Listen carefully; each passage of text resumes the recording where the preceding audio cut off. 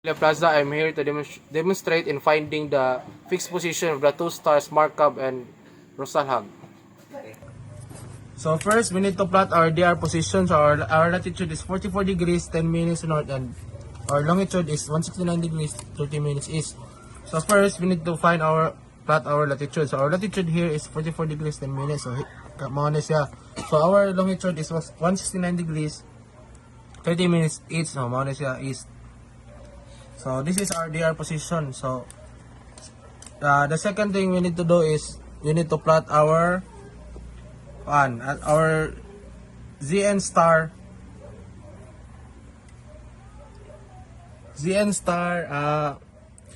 Markov. So this is our ZN star Markov, 85.2 degrees away. So mao na siya. So we need to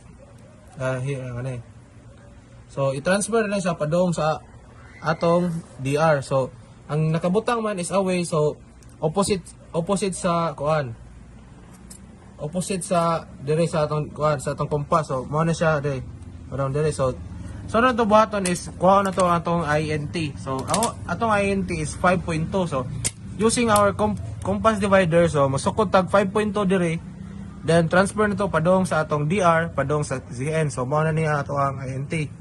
So sunod nito button is kuhaan na to siya kanang 90 degrees. So mao na ni siya 90 degrees sa babaw sad. So pag kuha na to 90 degrees ato siya lilahan sa linyahan. So mao nakuha na to atong PL, our position line. So sunod na to button is i-transfer nito siya sa atong compass. From here dire i-drag na to siya padong dire.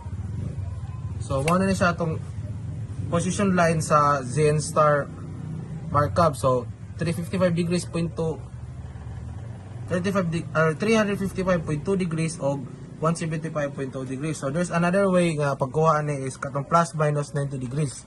So sunod is kuha na to ang atong ITP sa ITP sa atong star Markov. So mo na siya din. So ang atong latitude is 44 degrees 10 minutes north. So kani mo na siya. Then ang atong longitude is 169 degrees 21 minutes east. So kani. So the next one will be the ZN star Rosalhag. So first thing we need to do is we need to plot the 183.5 degrees in the compass. So mo na siya. So towards may nakabutang, so inig-transfer na to padong sa DR na to position.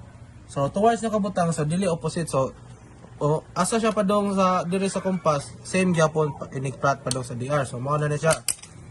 Mao na siya atong ZN number 2. So sunod to button is kuha na to iya ang INT. So ang INT is 6.4 minutes. So kuha na po na dire gamitan na to compass divider. So i-transfer na to from DR position to our ZN number 2. So mao na siya. So same gyapon button 90 degrees. So nakuha na nato atong position line, then transfer sa atong compass, then na-transfer na siya. So atong ZN is nga dire mo na atong PL. So moro gyapon same gyapon nato arang sunod arang lain nga process is plus and minus 90 degrees. So sunod na to button is kuha na to og ITP ang ato ang ZN number second star. So atong ITP sa second star is 44 degrees 1 minute north and 169 degrees and 3 minutes east. So mao na ni siya. So kani.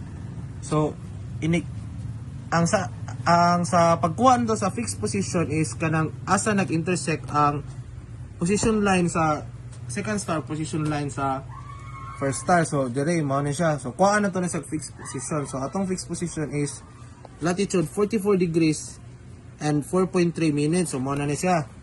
So north. So ang longitude is 169 degrees 24.8 minutes east. So mao na siya. And that would be all. Thank you.